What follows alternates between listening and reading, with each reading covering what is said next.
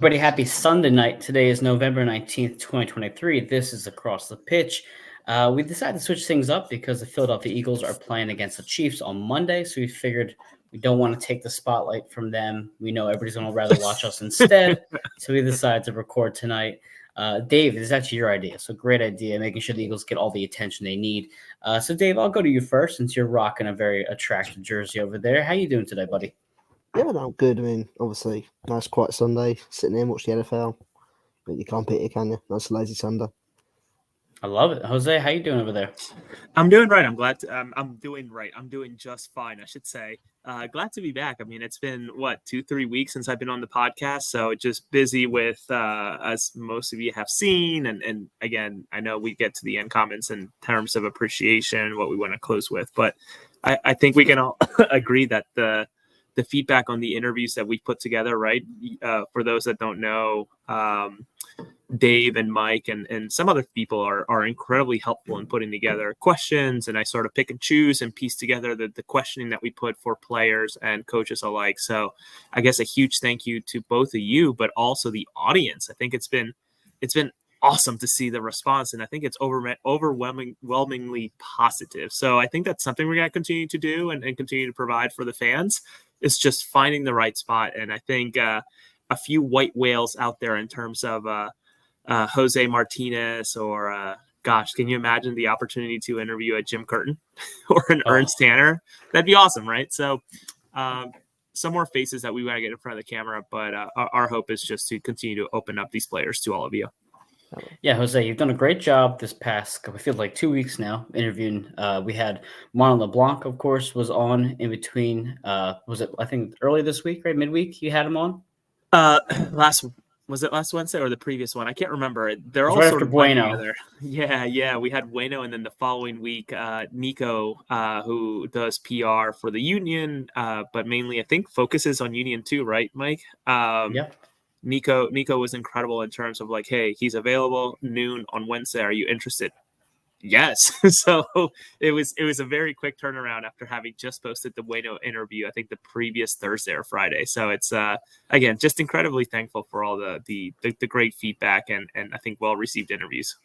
Exactly. So please check out Jose's profile for all of his new videos that he just put out. It's been great. I just watched the one with Kavinchko. It was amazing. I love it. I love all these interviews. I feel like you really have embraced that role, and it's been very good content so far. But right now we have to refocus now because the Philadelphia Union are still in the playoffs. I don't know if you guys forgot or not, but they are. They're still in the playoffs. Valerie mentions, and she joins us tonight. Who cares about that other game exactly? We're all Union right now. Hi, Val. It's been so long. I know, it's been a while. So the Union are traveling to Cincinnati. They are facing off against them on Saturday night. It has been what feels like forever in between these games. If you guys haven't had a chance to listen to the One Team We Agree On's recent episode with Dave Leno, he goes on about, saying he discussed the playoff format, but he's very optimistic about the Union's chances against Cincinnati. I just got done listening to the episode tonight from Jillian and Kyle Albany. And, what a great episode, no? It was a great episode. And it was one of those episodes that you kind of need to hear to get yourself psyched back into the mood of playoffs because I kind of lost it, to be perfectly honest with you. Dave, I mean, you are more detached from the Union than we are, obviously being overseas. How have you felt about this upcoming playoff game? Because I feel like a lot of us are almost like, oh, okay, there's a game next Saturday. Big whoop. Yeah, it sort of feels, I think strange might be the word to say, like, because it's such a huge gap between the two games. You know what I mean? It's not like in the NFL you're one seed and you're going to have that 2-week break in between, but then you've still got games you can watch in between. You can sort of watch who your opponent might be in the next round. Whereas for us, I mean, we knew who our potential opponent was going to be before we'd even played our second game.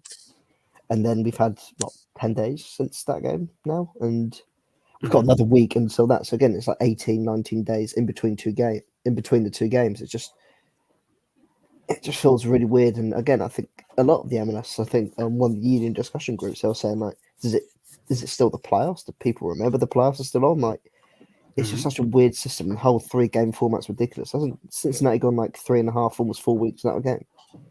Which it certainly feels like it. Yeah. I mean, and they also are missing a couple of key players coming this Saturday as well. But go ahead, Dave. It's just insane. Like the break, obviously, I get, Apple TV want their money, want the value for money and everything, but I'm sure it might have been discussed on Julian and Carl's podcast, but they need to definitely reassess the playoff format going into next season, because again, it can't go on like this. Well, it can't be like this. It just takes everyone out of the playoffs, everyone out of the excitement of it all, especially in the middle of an international break as well. Like, just I get it. It's in comparison to the other years where the playoffs was bang bang bang week after week. There'd be games in midweek and everything. It was sort of a rolling. It was sort of like a rolling, like a snowball run down here. Like, it just kept getting bigger and more excitement, because the games were actually continuously happening, and you could actually start to see, this is such a slow pace, and you think, you've played 2 or 3 games already. You should be in the finals by now, but you've just got up the first round. Like, it's just, in my opinion, it's just ridiculous. But and if you guys haven't listened to it, like I said, it's for the One Team We Agree On. It's Kyle and Jillian Almany's podcast that they just released this past week.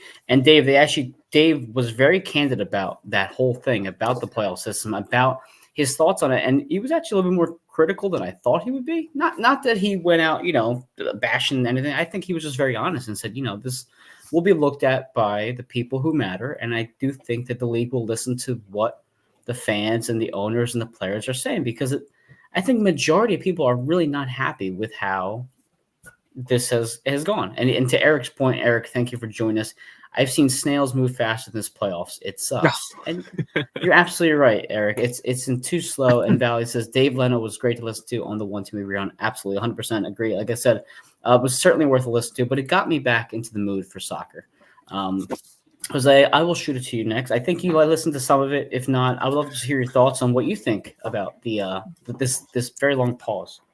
Yeah, I listened to the episode, and I think I'll go ahead and label it as required reading, especially in preparation for this upcoming week, because I much like you, and I actually messaged Kyle and Jillian and congratulate them for it. But in my mind, I'm thinking to myself, what a candid way for someone to speak about what we're all witnessing and maybe experiencing in terms of this weight, in terms of this, lack of pace to completing playoffs. I mean, let's think about it. My kids had Halloween and we're about to have Thanksgiving before we finish the conference semifinals. So that to me is unbelievable, right? So Dave was just super, super open, especially for someone who, I don't want to say that Apple puts the roof over his head, but they certainly pay him. So for him to be critical about it was really interesting. And I know he's not afraid. And I've met him a couple of times just in passing, and stand-up guy. So long way to say, listen to that podcast, hour and a half, which I was surprised that Dave was on for that long. Nothing against, the podcast, but to get any one guest for that long is incredible. So congratulations to them. But in terms of these playoffs, I think I agree with you guys, and I think a lot of people, in terms that this is taking a long time. And I also want to, say it out loud and not be a contrarian in the room. But the Union are certainly benefiting from the length of these playoffs, right? Yes. They're benefiting so much in terms of getting Carranza healthy. I guess I'm hearing things and seeing pictures and hearing from Jim himself of someone like, not that it's the best idea to throw back in, but Jacob Glesnes running already after having his hernia surgery or jogging, on the side of the pitch for practices. Like that's an unbelievable development. Not that, once again, is a smart idea to throw him into an Eastern Conference semifinal against Cincinnati is the best thought. But just think about it, right? By the time December 9th comes, he may be in a way better spot to maybe consider bringing him in to shut down a game or something like that. But in terms of the playoffs, I think I'm in agreement, and I came in open-minded. I remember messaging you, all of you, and saying, okay, let's give it a go, right?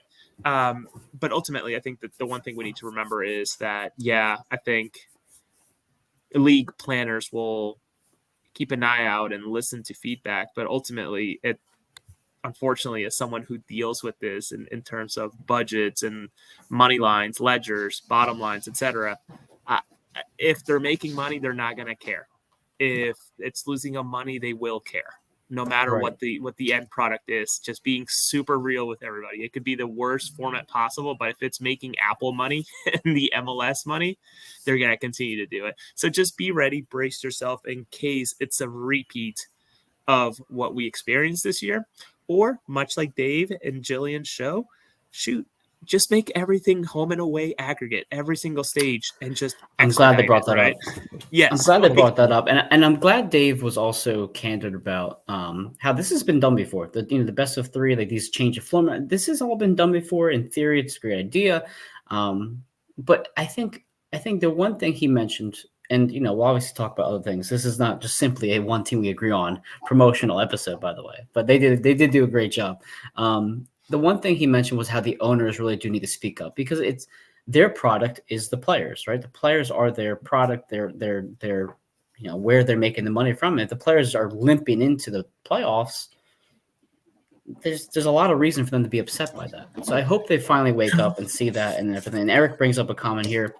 I just want them to pick one, either one game, best of three, or home and home. Don't mix it. It makes no sense. And I agree, Eric. I think you just need to have consistency to make it, for me at least, more respectable, I guess maybe more credible of a league, right? If you're changing it every single season, it feels kind of like, it feels like it's not established as the major leagues, the other major league sports are. Yeah, and I hear all of this, and I'm gonna step in for a second. Again, Sure. thinking with the dollars and cents here, but adding an additional home game for the higher seed. No matter, I'm sure there's a break-even point in every single stadium. Atlanta's is probably way higher than it is for the Philadelphia Union, right? Because they're using Mercedes-Benz. That's what it is, right? Mercedes-Benz? Yeah. Okay, so when they use Mercedes-Benz, they probably have to reach a certain number of bodies in to be able to break even, whereas the Philadelphia Union don't have to, and it's much lower.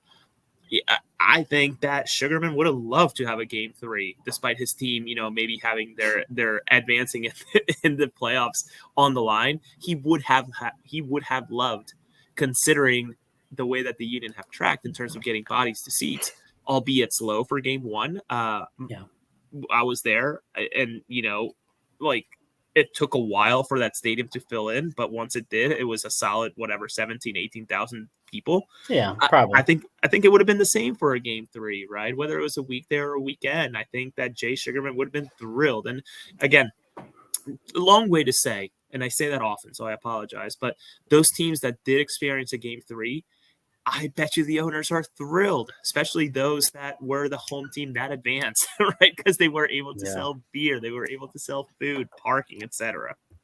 Well, I think also. Go ahead, Dave. No, go ahead.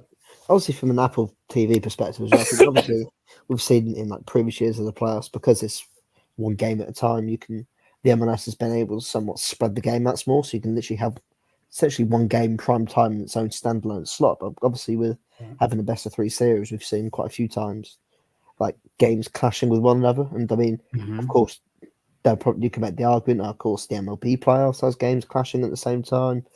But again, that's the baseball playoffs. Not only is it on national television, nationally televised, bigger market. It's not got its own, unlike the MLS and Apple TV, it's not got its own specific subscription based,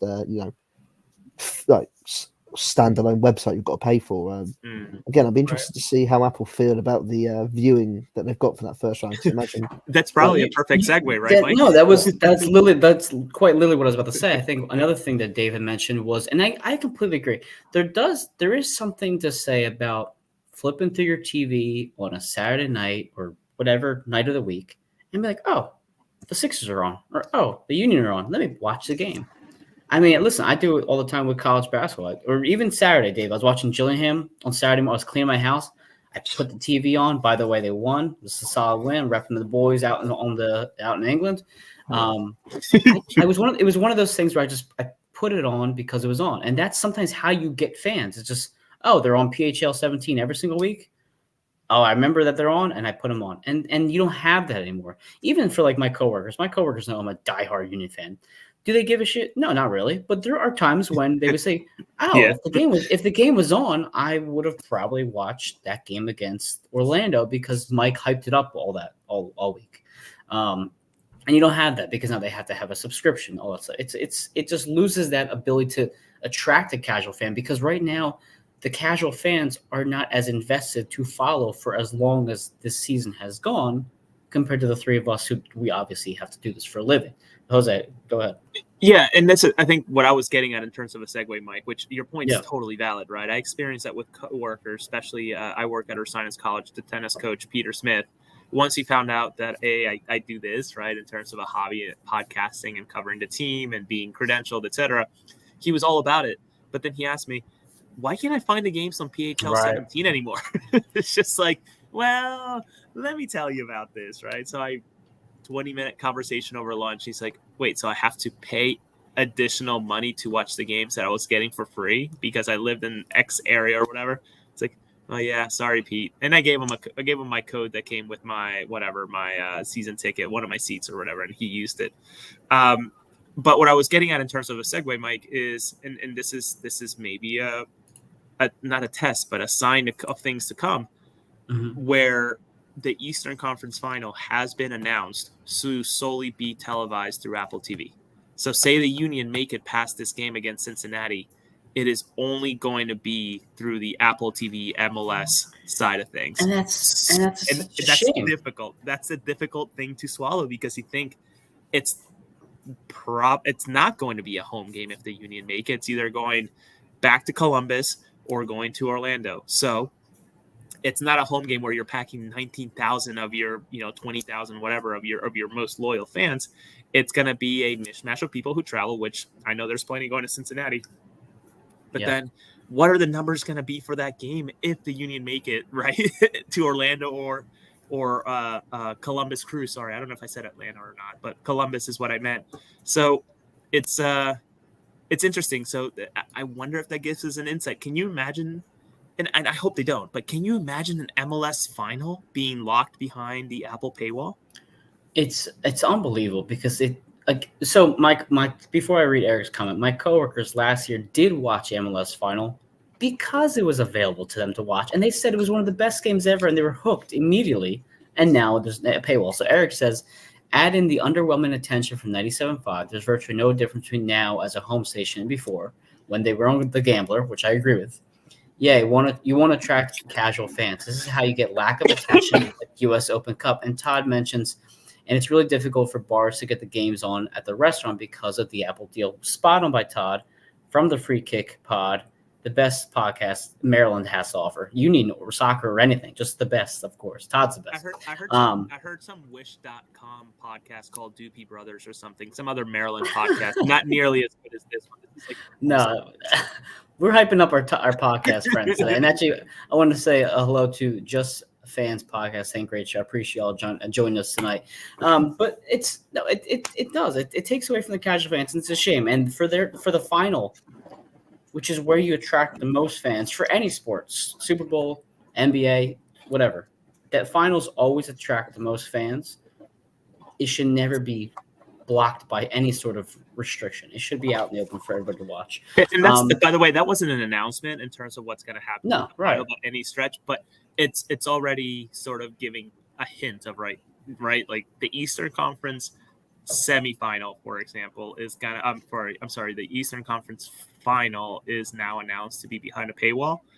Mm-hmm. Are they really going to be ballsy enough to put the final of the league behind a paywall? I like to think not, but in a perfect world, imagine if it was a Messi final. I was just about to say, if Messi was there, ESPN would have it. Well, the ESPN or Fox Sports or.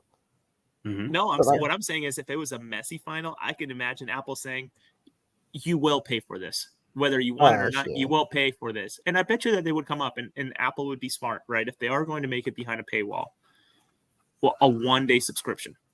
Can I say though, it's a final game. To Todd's point, okay, and I'm saying this because I'm wearing my Zeds hat. If you can't see, I love Zeds. If you haven't been there in Malton, they're great. It makes places like that more attractive for us, because it's like we know that we can't just go to PJ's to turn on the game, because they may not have the Apple deal, which is exactly what Todd's suggesting. These restaurants and bars don't have that option. So you can find, okay, that means I have to go to Zed's now. I have to go to, the Brow House, whatever, in Philly. I have to go to this place in Lancaster, etc. So for those particular bars, good for them because they can kind of take control of that viewing market, but better.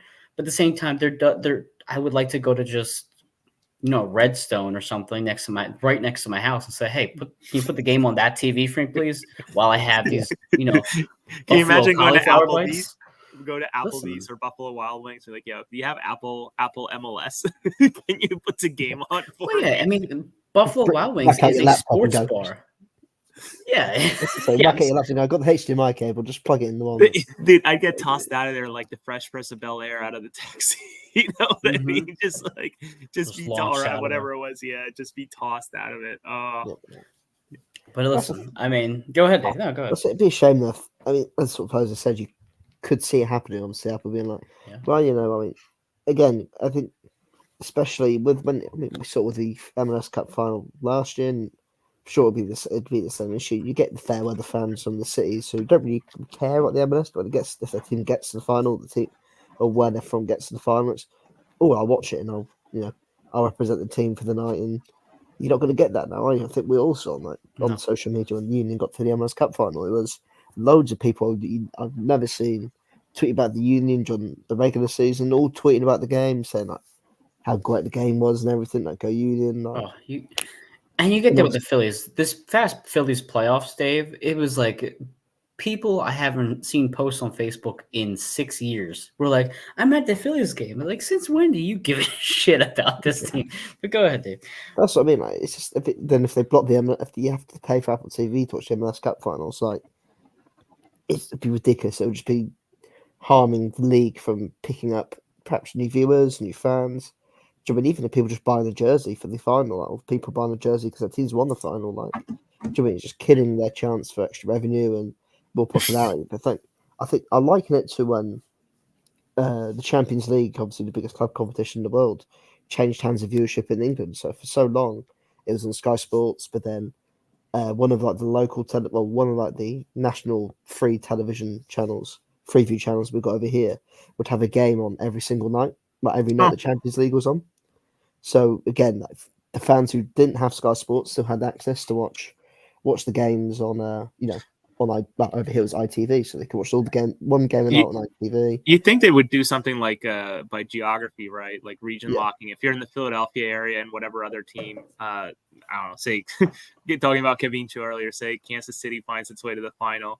People within the radius of Kansas City and Philadelphia Union get to watch for free on Apple TV, but then everybody else has like a one-day pass or something like that. But even that stinks, right? Because you're thinking about the growth of the league. Though I want to be very clear, right? As much as we're harping on the MLS playoffs and we're harping about the product, the end product, the length it's taking, whatever, I think it's only fair that we also, as someone who has for our show, and I think you guys do some of it too, and Dave, you specifically do it, for someone who goes back and watches replays, because I'm at the stadium for the Philadelphia Union watching the games every single week, and there's like 7 or 8 other ones going on at the exact same time. I want to give Apple some credit for the quality of the streams, right? And the quality of the games, the sound, etc. Just at least in the United States, just want to give some credit to be completely fair, because otherwise we're just, shitting on the product, but not really being, thoughtful enough to mention the good. I'm not being funny here. I mean, for me, say the NFL Game Pass over here, which we get. The NFL Game Pass over here, for example. Mommy will help you. For NFL Game Pass over here, I'm doing something. There's a spoiler-free mode. So, if I miss an Eagles game, if I miss an Eagles game on a Monday night or Thursday night. In fact, that happened this year with the Vikings. And obviously, the NFL Game Pass internationally has moved onto the Zone this year. So I missed an Eagles game this year. You have the spoiler-free mode on, which means the game doesn't get ruined. You don't get to see statistics from the game or anything. You literally go on and just watch the game, and nothing's ruined. It's all seeing it for the first time. Watch the Union game on Apple TV. Can't get spoiler-free mode on the PC. So you want to watch the Union game. The score is there before you click it. Not a fan of that. Then if you watch it on your phone, you can get spoiler-free mode on your phone. But what's the first thing that happens? When you click on the game with spoiler-free mode? All the key highlights of the game. Then it's like, what's the point then? Like, if there's you see, I don't know. Yeah, that's tough. You look at it and it's like, that's an easy fix, though, right? You'd think it's an easy fix. Easy fix. But then, I had the MLS player. I had the New England game ruined because I had to quickly like send a text message to my mum, and then like quickly come back on, like then went back onto it, and then it then took me off the game, so I had to then go click back, watch replay, and in that time it then showed in that time it had the Chris Donovan goal as the first highlight to look at. And I'm like, well, Just don't talk to your mom. Thanks for fucking showing me the game, guys. Just don't talk to your mom during soccer games. Eric says that's like saying thank you to a restaurant that messes up your order consistently. No way I'm giving Apple credit. Listen, there are things to work out, but go ahead. I'm one that appreciates the. Listen, we're not sitting through anymore 480p 720 on a good day streams, right? Which is what I think a lot of us experienced over the last couple of years prior to Apple. The sound is, for nerds and dorks like myself, 5.1 surround sound. I have a beautiful setup where I sit in my sofa in the basement and the sound's coming out of the right speakers where my ears would be if I was at the stadium. So there's a lot of quality to it. And Eric, I get what you're saying. Sympathize with what you're saying, but all I'm doing is just being as fair as I can. Yeah, there's very crappy parts to the whole thing. I acknowledge that, but if there's something positive, is the quality's there. It just the machination needs to be figured out a little bit better. That's all. I agree. I think it needs to be more international viewer friendly, and you don't matter. It's the MLS. It's United States Soccer. I would actually like to know how other countries are perceiving this. Not just Dave, because all we hear is the English side of things. I would love to know if people from like France or whatever, how they feel about this. I imagine it'd be the exact same experience as me. Like for me personally, I don't think it's worth spending £100 on next year. I'd rather just catch the highlights or watch the game live on the betting app for free. Dave, what's that betting app? It's Sky Sports, right? Sky Bet, yeah. So yeah, Sky Bet's now be showing college basketball games. From what I saw. Sky Sports will be showing college basketball games, not Sky Bet. So now you can talk to me about how you love watching Villanova and all this other stuff. Like I'm sure you will. So listen, we've been going about talk about Apple for ages, but we do have a game to talk about. We have a game on Saturday night, very important game. If you guys haven't realized, the winner will go on to play in the Eastern Conference Final before the MLS Cup. So we have faced Cincinnati twice. Once earlier this season, where we were this makeshift squad, we actually didn't do too terribly out in Cincinnati. The second time, we were up 2-0 at home, and we blew that lead in a very, very poor second half. So we also know that Cincinnati's going to be down a couple center backs. They're going to be throwing Ray Gaddis likely in there into the mix. And as you said, Jose, oddly enough, this does feel very beneficial to the Union because all season long, from the beginning of the year to now, one of the biggest things we've said as fans was this Union team cannot get rolling because they cannot get healthy. I even said this a few months ago. I'm not worried about the Union making the playoffs. I'm worried about the players surviving to make the playoffs. But coincidentally enough, all of them are healthy, aside from Jacob Glesnes. And that's on paper very promising because on paper, this team is still very good. And we have players like Bueno playing better. We have players like McGlynn playing better. Nathan Harriel has come into his own and has been very formidable on the left side, replacing Kai Wagner, who will miss this next coming match. So, oddly enough, I feel kind of optimistic. So, Dave, focus on this match here. Outside all this Apple nonsense and noise, what are you feeling about? Actually, Valerie also asks, "Will Ty be back?" We'll go discuss that in a second because I'm not really sure. So, Dave, what are your thoughts? What do you think the Union put out there formation wise? How do you think they have played against Cincinnati this year? And any other thoughts on the preview for this game? For me, I think lineup wise, I'd be shocked if we don't see the same team from New England. Perhaps maybe Carranza in for Solomon, maybe. Yeah. But it'd be interested to see. Again, like obviously, we've sort of spoken about how strong the starting team is, but I think this team is obviously. I think is Glesnes going to be out for the rest of the postseason. Glesnes probably will. I think Jose, you had hinted earlier that maybe the MLS Cup. as a possibility. Maybe. Well, but Jim never discounted the idea of him coming back, though. He's also the Right. same guy who said X, Y, or Z. So just taking his words and planning them on, right? I mean, to hear from someone else that he's jogging and moving around already, and like 2 days after his surgery, he went trick or treating with his kids. Like that's kind of crazy, but hey, we're here. No, I think obviously I will say this team's one centre-back injury away from being a bit screwed. That's what I will say. That's the one thing that does worry me. I remember watching that New England game, and I thought, I think Lowe's on the yellow card, and I was like, if he gets sent off here, this team is in trouble in terms of not just this game, but going forward, because they've got no other centre-halves, since we saw the Nate Harriel and Leon Flack defensive experiment in Atlanta didn't exactly work great.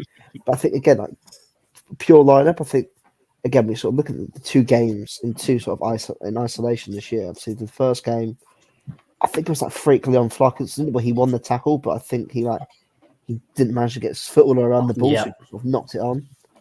And again, as you sort of said, like, it's a very much makeshift team, which I think we got lucky. I thought the team did get very lucky with. I thought they're somewhat restricted Cincinnati for the most part in that game. But then the reverse fixture, they should have won that game. They should have been outside.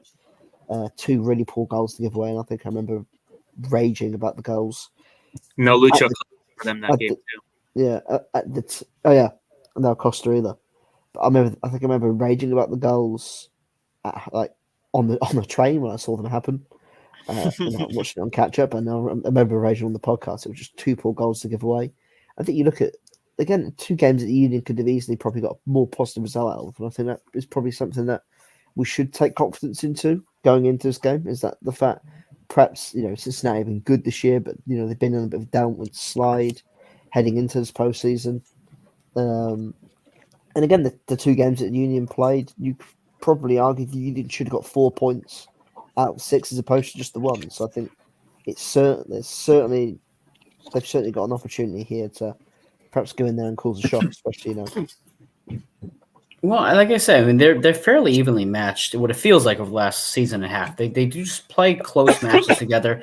If you look at the 5 games between the Union and Cincinnati, it's a 2-2 draw, the 1-0 win for Cincinnati, the 1-0 win for the Union, a 3-1 win for Cincinnati, and a 1-1 draw back on June 18th, 2022.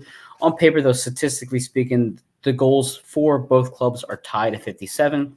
The Union have given up 41, while Cincinnati's only given up 39. And the assists are basically identical, 38 assists for Cincinnati and 37 for the Union. So we always joke about Cincinnati being Union 2.0. It certainly feels that way. Statistically speaking, they're very evenly matched. I think, what was the stat on the One Team We Agree On's episode, Jose? I think they said the top 3 for the Union were still leading scores, goals combined, but Cincinnati was number 2 in terms of scoring production from their top 3. So on paper, very close. Go ahead. Yeah, go ahead, Jose. Yeah, it was about their designated players, right? Their combination, or Tom Bogert's report, I think, a few weeks back, in terms of teams across the league and their designated players, right, which are supposed to be your best players because they're being paid the most and going beyond the rules. And the Union ranked first in terms of their designated players, with Carranza, Gastag, and Ua in terms of goals and assist contribution. And I think number 2 was Cincinnati, and what they're doing over there. So interesting stat for sure. Absolutely. So now, one of the things we wanted to touch on was the whole Miazga thing. I know he's out for this coming match. He's also had the issue with whatever that was in the locker room, apparently, after the match. So it's a pretty significant so Eric says, cough, cough, ooh, thank you, Eric. And he also says, before I forget, he says, don't do that in terms of giving him hope. Don't give me hope. I've had it dashed enough this season with the U and lately the Phillies and Penn State. Eric, I feel you on Penn State. I'm not a college football person at all, but apparently they're shit in the bed. Dave, go ahead. You want to say something about that? I'm not being funny. If you've got hope of Penn State doing anything good, that's true. I mean, you're doing harm to yourself, because they are not good. You got a bridge to sell you with hope. Bang average team. And again, that's one of the issues with American sport, is there is no consequence for your failure. I think James Franklin should have been fired already a long time ago, but. He should have been. That's another story for another day. So if you want to look at the formation that we have, and we'll discuss formation in a second. So what we went out against Cincinnati back a few months ago was Uwan Carranza up top, Gazdag in the middle. We had Wagner, McGlynn, Martinez, and Harriel, and then we had Lowe, Elliott, and Glesnes. To your point, We don't have Gillespie this time around. We also don't have Kai Wagner this time around. So there'll be 2 changes from the lineup compared to what we had last time. I do believe we're going to see what we had against New England. I do believe Olivier will be on the right, and I think Nathan's going to be left-hand side. I think you just have to go with what you have because there's no other options at this point. And I don't think you try to go 3 in the back again. I think you've already been playing well enough over these past couple games where just go back out there and do it again. I think that's what makes sense. Jose, do you like Nathan again on the left-hand side, or would you want to throw your favorite Matt Real out there? No. Listen, I don't think I've thrown too much shade at Matt Real, so be careful. He's been okay. He's been okay. All that slander, I guess, that he's getting, especially once we got the and I don't know if we ever addressed it or if we even have to address it, but obviously we saw everything that happened with Kai. We acknowledge it. Saying dumb shit like that sucks. Don't do it. It's stupid. Yep. There's no room for it, etc. Done and over with. Listen, I'm in agreement with you. I think we see exactly what we saw in terms of New England all the way up to the tippy top until you get to Sullivan, and that's where hopefully a healthy Carranza comes in, and I like to see maybe a little bit more subbing in a way, right? I was surprised that Wendo came in as late as he did last game, right, and maybe getting some legs out, but then again, it was also a game away from home at New England. Against New England, obviously, though even then, with a man up, I was surprised that it was as difficult as it was to close it down. But I think I'm in agreement with you again that don't mess with it. Let's not over gym this if we don't have to, right? Let's just figure it out. Let's have a good game. I think that this is a game, unfortunately, in my gut, and I know we're going to talk about predictions. That's going to go down to the wire. Oh, yeah. Yes. Now there is no PKs right after regulation. We will go into the overtime, 30 minutes, or 15 minutes, 15 minutes, and then go into OT. So we do have that to look forward to rather than just straight PKs, which I honestly hate. I hate that. Oh, you hate? I was going to ask if you liked it or not. I don't like straight to PKs. Give us a chance in OT, extra time, and then if it's still there, I don't like PKs either, but if you have to do it, I would rather wait after some extra time. I actually liked it. I think probably from an entertainment standpoint, if your team's not playing, you probably enjoy it more. I think you probably say that maybe like. I think when you do judge, I think if you were neutral judging a final, I think finals that always have goals and always go to penalties are probably favoured in terms of history books. Are probably favoured more in terms of how good the game was, as opposed to a game that ends in 90 minutes or whatever. Like for the neutral, but I mean, it's a bit of a shame really because I think the Union's record for penalties has been great. Outside of the MLS Cup last year, the Union's record in penalty shootouts has been fantastic. I try to think of recent memory in probably the last 3 years and 3 postseasons. I think the Union have won every single, including this year with the League's Cup, whatever. I think the Union have won every penalty shootout apart from the MLS Cup final. So I think just the most important one. No big game in the team's fucking history, but still. Again, I feel like if the game did go to a penalty shootout, I wouldn't feel too nervous about it. I think the only player that makes me nervous in the penalty shootout is Tony Gazdag. But yeah, oddly enough, right?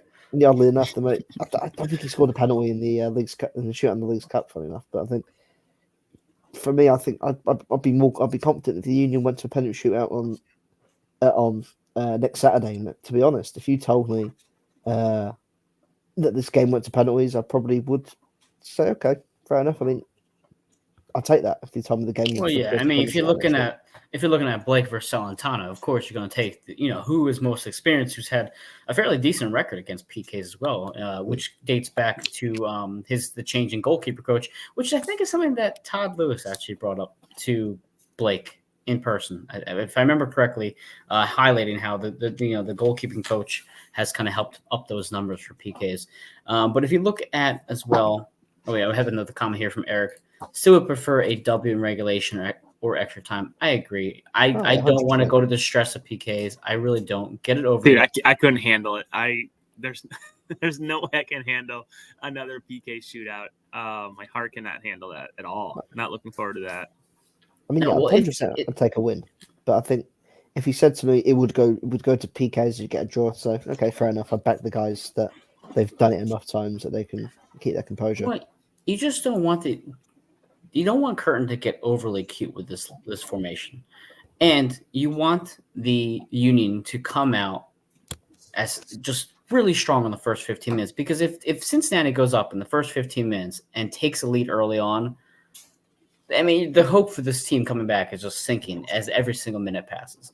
If you can at least take it down to the 75th minute tied up or scoreless, I'm feeling a lot more confident this Union can pull it off just from the experience alone. Because let's face it, guys, Cincinnati doesn't have the playoff experience and the tournament experience and just the veteran experience that we have right now on this roster. We have gone through the CCL.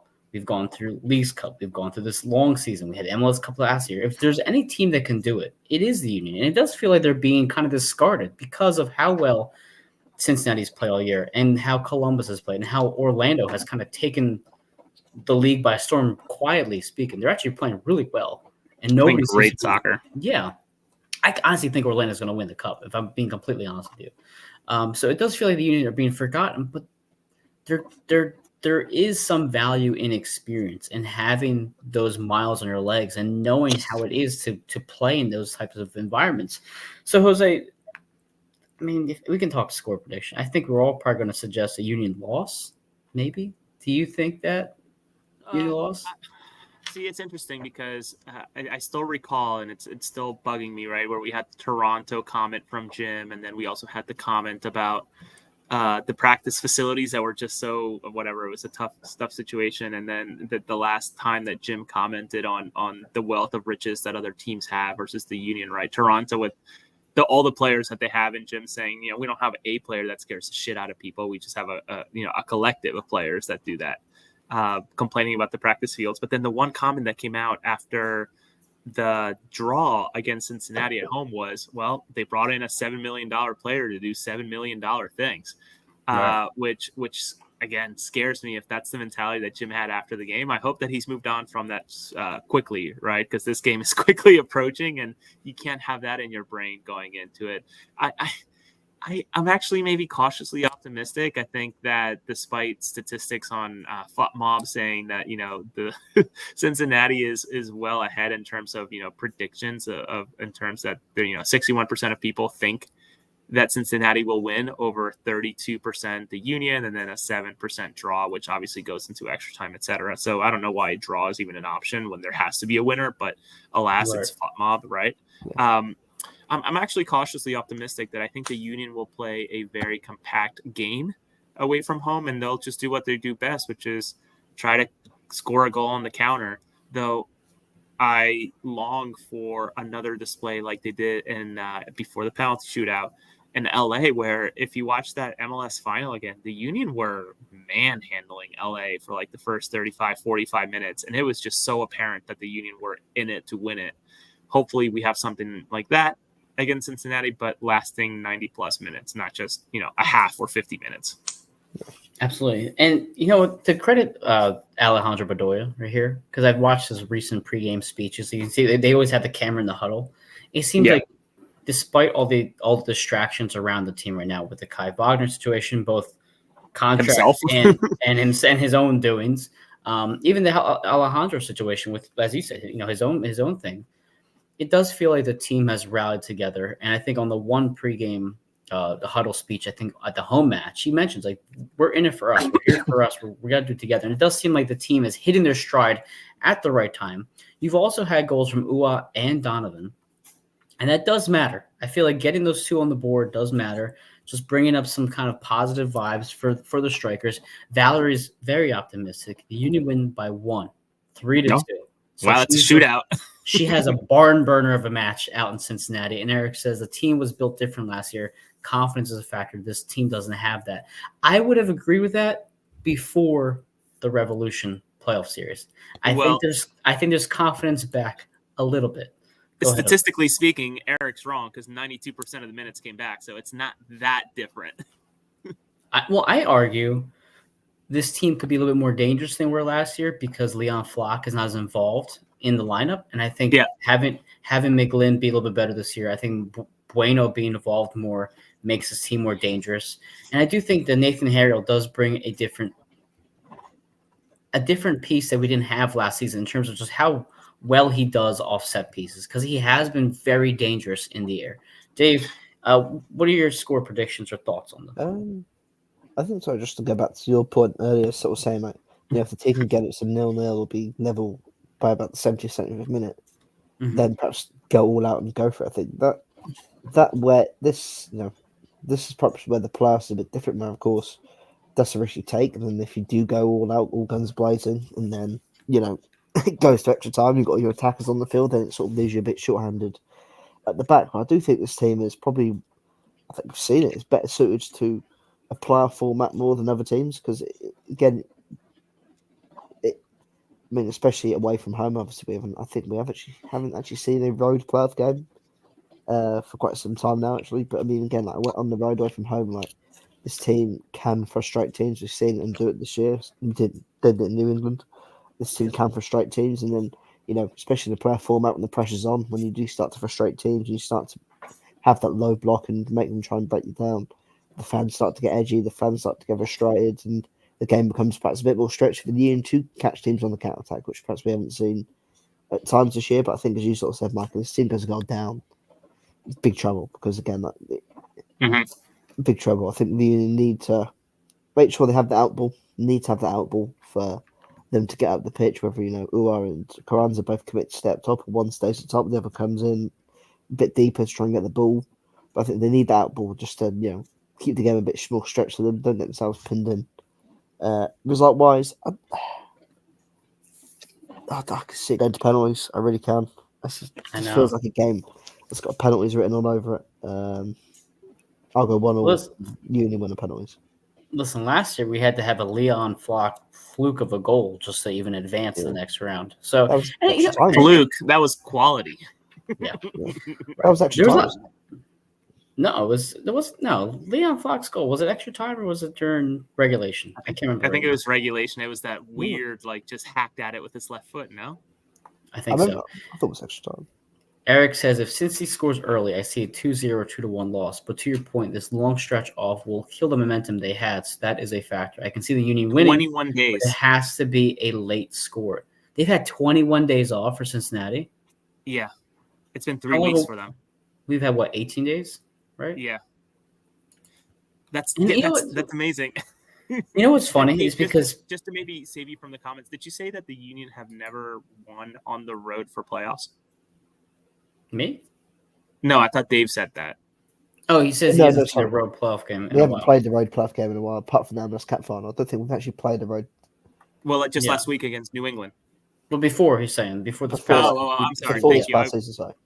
My brain immediately went to it just happened last week, and then I got stuck there. So thank you, Dave.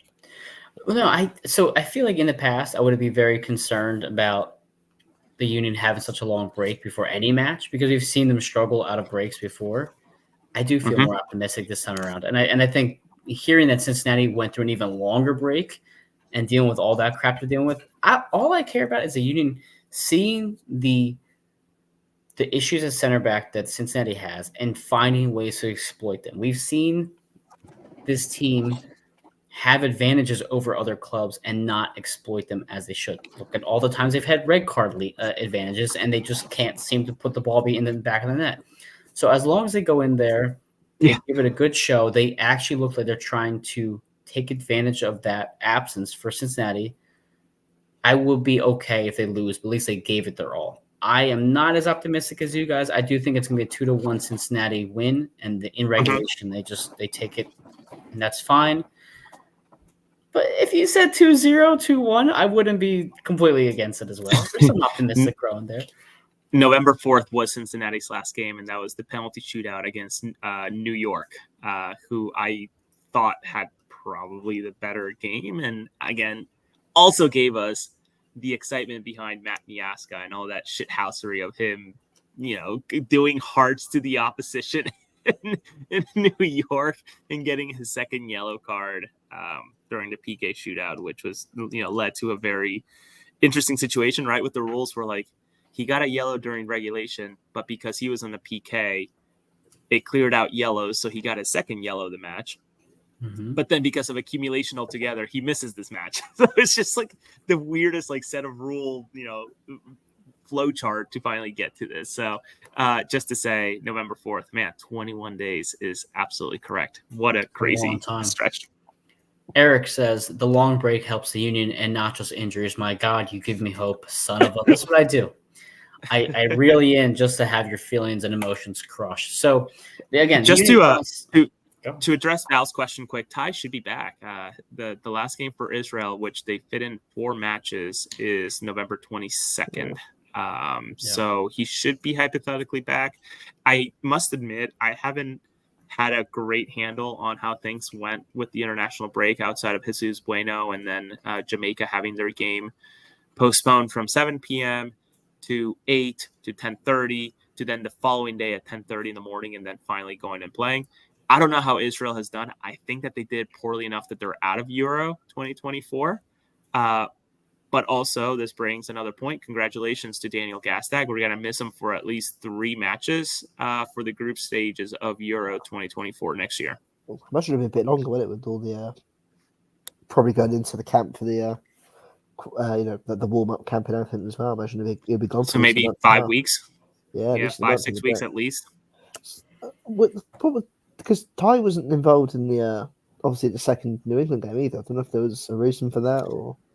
He was the Union gave their blessing to send him. I think it's everything happening with Israel right now. And this is just me speculating. I think everything happening with Israel and I'm guessing there's a point of pride in representing Israel right now that he wanted to be there and fit in for all 4 games and be with the camp. Damn, they played. I was trying to work out. Yeah, man, they played 4 games in 2 weeks. Oh, crikey. Yeah. Unbelievable.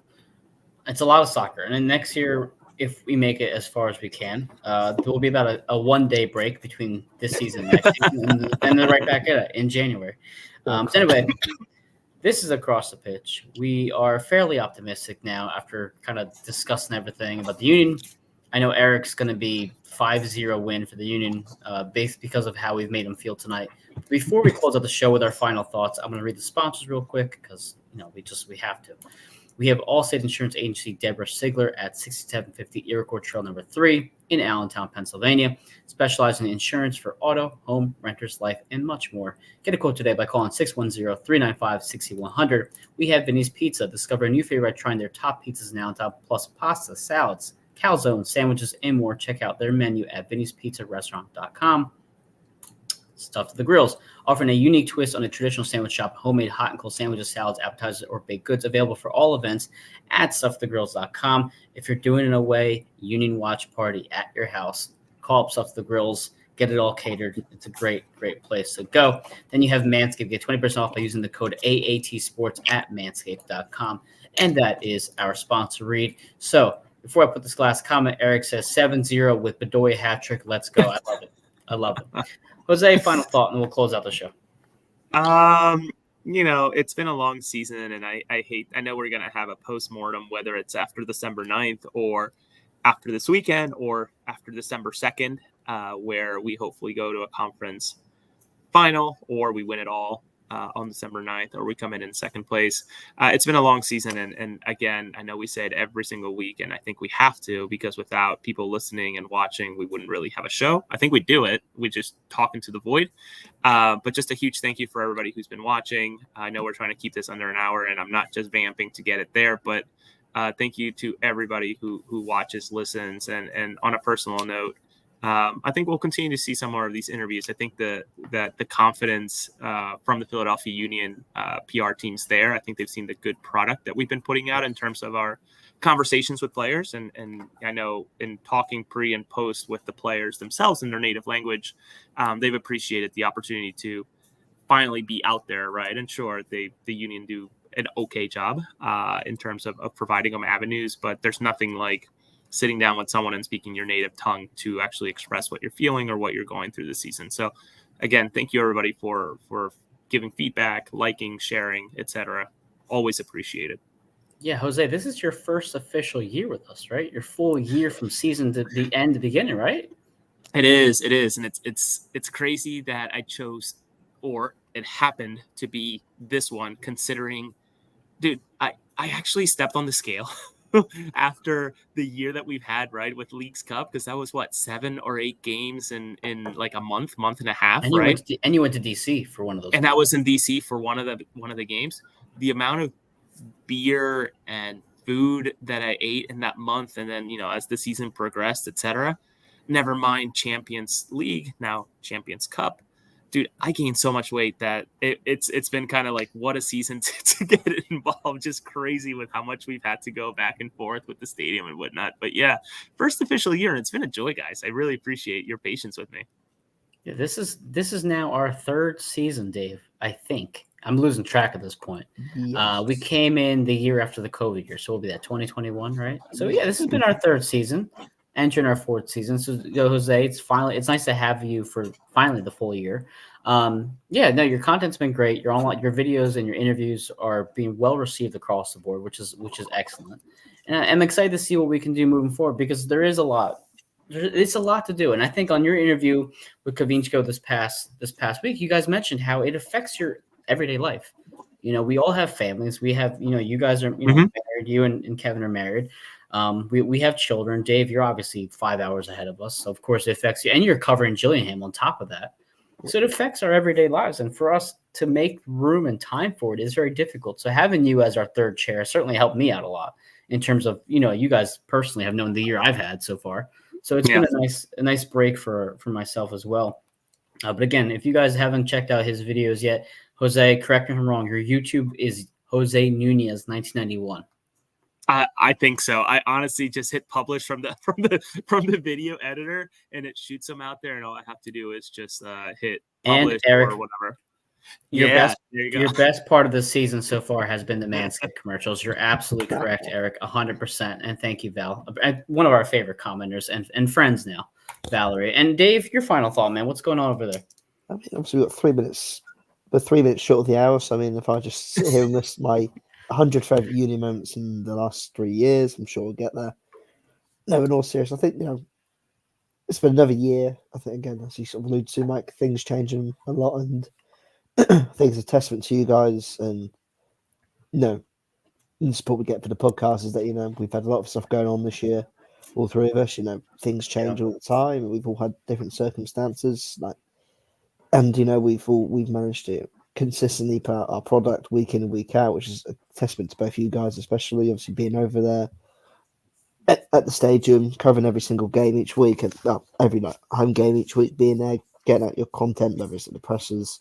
Also with Jose having such extensive, coverage at the presses, being at the stadium, and Mike, you the same, reports at the stadium, getting clips of the supporters. Same for Jose, and obviously the incredible work that Jose's been doing over the last month and a half, being able to, actually have one-on-one, discussions with some of the union players and union, important members of the union staff, and getting out there for the supporters and offering something a bit different that not all the other media avenues perhaps offer, especially from without it from in front of a paywall, essentially, being free for access for these union fans, perhaps opening up content to a different demographic with the Spanish speaking, with that Spanish speaking supporters of the union or Spanish speaking supporters of the MLS. It's a different avenue of content, and again, you guys do great work from over there in the States, and again, it's a testament to how much hard work we've done as a collective this year,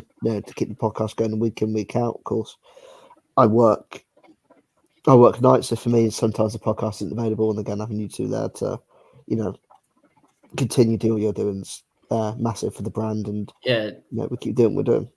Dave now goes into hibernation. He's like a bear. As soon as the off season hits for MLS, he just sleeps for 2, and that's how he's able to do these shows, because he just sleeps for 3 months. He's charged up, ready to go come January, February. Yeah, no, it's been a lot of fun. For those of you who have been following me long enough, know that I'm a very busy guy, so I've been thankful to you guys carrying the load sometimes, or even Todd and Kyle jumping on sometimes, and Jillian jumping on sometimes to help us with the show. But the friendships we've made this year, right, in terms of getting people to jump in with us and stuff. Yeah, it's been great. Yeah, it's been great. So I hope this is not the last podcast of the season. I hope next week isn't a season recap. I hope we have one more game to preview. That would be awesome. But if not, it's been a lot of fun so far. I hope we can keep going. Jose, where are you going to be Saturday night? I forgot to ask you. Probably here. My one really good friend from 2 jobs ago, almost family at this point. He's watched my kids grow along with us. He's actually finishing his master's. He's far younger than me, Nice. but he's finishing his master's out in New York. We'll be actually in town for his holiday break, and he'll be here just watching it with us.